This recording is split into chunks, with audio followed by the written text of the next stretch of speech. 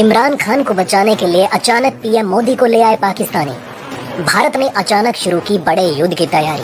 कई देश हुए परेशान। भारत को तगड़ा झटका देने वाला है चीन। चीन ने किया बड़ा ऐलान। दोस्तों, तीसरी बार चीन का राष्ट्रपति बनते ही शी जिनपिंग ने अपना असली रंग दिखा दिया। चीनी राष्ट्रपति ने अचानक कई ऐसे बयान दिए जो भारत और रूस और अमेरिका तीनों को ही चेतावनी देने जैसा है। जहां एक तरफ भारत रूस यूक्रेन युद्ध को खत्म कराने की कोशिश में लगा हुआ था, तो वहीं दूसरी तरफ दुनिया को धोखा देते हुए चीन ने एक नए युद्ध की तैयारी शुरू कर दी।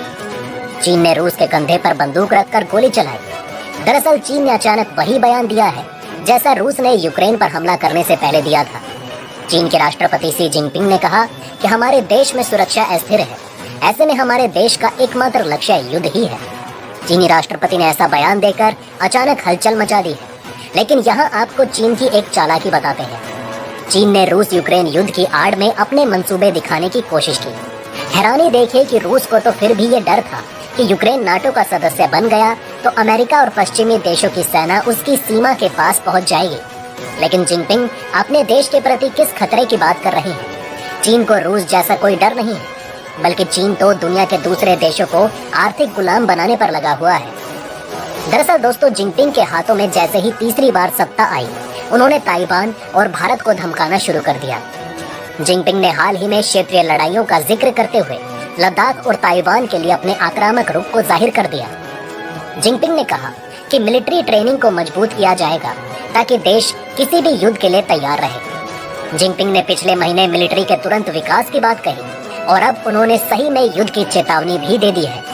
आशंका जताई जा रही है कि चीन सबसे पहले ताइवान पर ही हमला कर सकता है, जिस पर वो लगातार अपना दावा करता आ रहा है। अगर चीन ने ताइवान पर हमला किया तो वो भारत से लगती सीमा पर भी और आक्रामक हो जाएगा। अगर ताइवान पर हमला होता है तो निश्चित तौर पर इस संघर्ष में अमेरिका भी शामिल होगा। अमेरिका हमेशा से इस बात को कहता आया है कि वो ताइवान की रक्षा के लिए हमेशा आगे खड़ा रहेगा। वहीं दोस्तों, भारत इस वक्त एक बड़े युद्ध की तैयारी में लगा हुआ है। रूस यूक्रेन जंग के परिणाम को देखते हुए भारत ने कई बड़े सबक सीख लिए।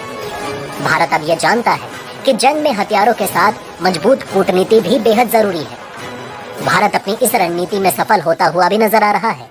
आपको बता दें कि आने वाले समय में भारत के लिए सबसे बड़ा खतरा चीन होगा।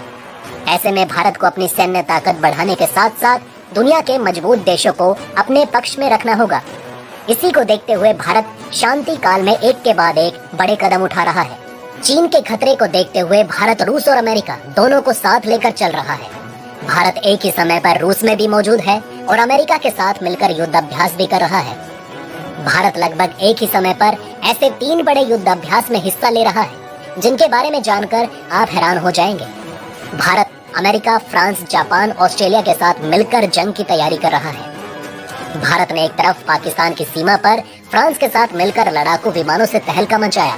भारत और फ्रांस के बीच गरुड़ एक्सरसाइज के दौरान पाकिस्तानी सीमा के पास जोधपुर एयरबेस से राफेल, तेजस, जैगुआर, सुखोई जैसे लड़ाकू विमानों ने उड़ान भरी और पाकिस्तान की धड़कनें बढ़ा दी। तो वहीं दूसरी तरफ चीन को कड़ा संदेश देते हुए भारत ने अमेरिका, जापान और ऑस्ट्रेलिया के साथ मिलकर मालाबार युद्ध अभ्यास में हिस्सा लिया। मालाबार युद्ध अभ्यास इस बार चीन के करीब जापान में हो रहा है, जहां भारत ने अपने जंगी जहाजों को भेज दिया है। गरुड़ और मालाबार युद्ध अभ्यास के अलावा भारत अमेरिका के साथ चीनी सीमा के पास भी एक वॉर गेम शुरू करने वाला है। चीन की सीमा के पास ओली में भारत और अमेरिका 15 नवंबर को एक ज्वाइंट एक्सरसाइज करेंगे। ये दोनों ही देश चीन की सीमा के पास अंधाधुंध गोलियां बरसाएंगे। भारत और अमेरिका की सेना 9000 फुट की ऊंचाई पर ये युद्ध अभ्यास करेगी। ये इलाका चीन की सीमा से ज्यादा दूर नहीं है। भारत का रूस के साथ मजबूती से खड़ा रहना और उसी समय पर अमेरिका और पश्चिमी देशों के साथ युद्ध अभ्यास करना भारत की जबरदस्त कूटनीति को दिखाता है। दोस्तों, भारतीय सेना के लिए नवंबर का महीना बहुत महत्वपूर्ण है। इस महीने में भारतीय सेना विदेशी सेनाओं के साथ कई महत्वपूर्ण युद्ध अभ्यास कर रही है और कई महत्वपूर्ण इंडक्शन और परीक्षण भी भारतीय सेना के लिए किए जाने वाले हैं। फ्रांसीसी वायुसेना के साथ जोधपुर में चल रही एक्सरसाइज गरुड़ 12 नवंबर को खत्म हो चुकी है। इस साझा वायुसैनिक युद्ध अभ्यास में दोनों ही देशों के फाइटर जेट, संचार उपकरण और रिफ्यूलिंग एयरक्राफ्ट का परीक्षण किया गया। अमेरिका, ऑस्ट्रेलिया और जापान की नौसेना के साथ होने वाली मालाबार एक्सरसाइज 9 नवंबर से शुरू हो चुकी है। इस साझा नौसैनिक युद्ध अभ्यास में महत्वपूर्ण संयुक्त मोर्चा क्वाड की चारों नौसेना भाग ले रही है। भारत और अमेरिका की सेना इसी महीने के आखिरी 2 हफ्तों में उत्तराखंड के ओली में एक साझा युद्ध अभ्यास करेंगी। हालांकि भारत और अमेरिका की सेना कई सालों से साझा युद्ध अभ्यास कर रहे हैं, लेकिन ये पहली बार है कि ये साझा सैनिक अभ्यास हिमालय के किसी हाई एल्टीट्यूड एरिया में किया जा रहा है। इसके अलावा भारतीय सेना की पहली लाइट कॉम्बैट हेलीकॉप्टर की यूनिट भी इसी महीने असम के मीसामारी में शुरू हो जाएगी। इससे पहले भारतीय वायुसेना की पहली LCH की यूनिट जोधपुर में शुरू हो चुकी है। भारत की सेना 21 नवंबर को महाजन फायरिंग रेंज में एक इंटीग्रेटेड फायरिंग भी करेगी, जिसमें भारतीय सेना के पास मौजूद हर एक हथियार को फायर किया जाएगा। वहीं दोस्तों, पाकिस्तान में इस वक्त जिस तरह की राजनीतिक घमासान चल रहा है, वैसा तो शायद ही दुनिया के किसी देश में हुआ हो। पाकिस्तान में सरकार, विपक्ष और सेना आपस में ही लड़ रही है। सरकार में आने के लिए पाकिस्तान के नेता ऐसी हरकत करने लगे हैं कि एक बार तो अब पाकिस्तान की जनता पर ही तरस आता है। इस बार भी कुछ ऐसा ही हुआ। पाकिस्तान के नेताओं की आपसी लड़ाई में अचानक भारत के प्रधानमंत्री नरेंद्र मोदी का जिक्र आ गया। इस वीडियो में आपको बताएंगे कि खुद को बचाने के लिए पाकिस्तान के नेता प्रधानमंत्री नरेंद्र मोदी का नाम लेकर क्यों रो रहे हैं। दरअसल इमरान खान पर जो हमला हुआ, उसे लेकर राजनीति तेज होती जा रही है। सवाल पूछे जा रहे हैं कि क्या इमरान खान पर असली में हमला हुआ था या फिर उन्होंने ये हमला खुद करवाया था। पाकिस्तान के प्रमुख मौलाना ने तो ये तक कह दिया कि इमरान खान पर हमला एक नाटक था और उन्होंने एक्टिंग के मामले में शाहरुख खान और सलमान खान को भी पीछे छोड़ दिया है। लेकिन इसके तुरंत बाद इमरान खान के करीबी और PTI नेता चौधरी फवाद हुसैन का बयान आया। चौधरी फवाद ने PM मोदी का नाम लेकर इमरान खान को बचाने की कोशिश की। चौधरी फवाद हुसैन ने कहा कि देश में इतनी बड़ी घटना हो गई, लेकिन कोई उसका संज्ञान ही नहीं लेना चाहता।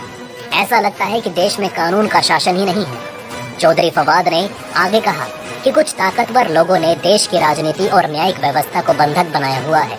इसी वजह से भारत के प्रधानमंत्री नरेंद्र मोदी ये कहते हैं कि पाकिस्तान में किससे बात की जाए, यही समझ में नहीं आता। वैसे आपको बता दें कि पाकिस्तान की राजनीति प्रधानमंत्री नरेंद्र मोदी का नाम लिए बिना चल ही नहीं सकती। पाकिस्तान के नेता खुद को बचाने के लिए लगातार प्रधानमंत्री नरेंद्र मोदी का नाम ले रहे हैं। ये सभी जानते हैं कि अपनी तरफ या अपने बयानों की तरफ देश और दुनिया का ध्यान खींचना है तो PM मोदी का नाम जपना पड़ेगा। दोस्तों, आपको याद होगा कि जब इमरान खान की सत्ता चली गई थी तो उन्होंने पाकिस्तान में कई बार इमोशनल कार्ड खेलने की कोशिश की, लेकिन किसी ने उन पर ध्यान नहीं दिया।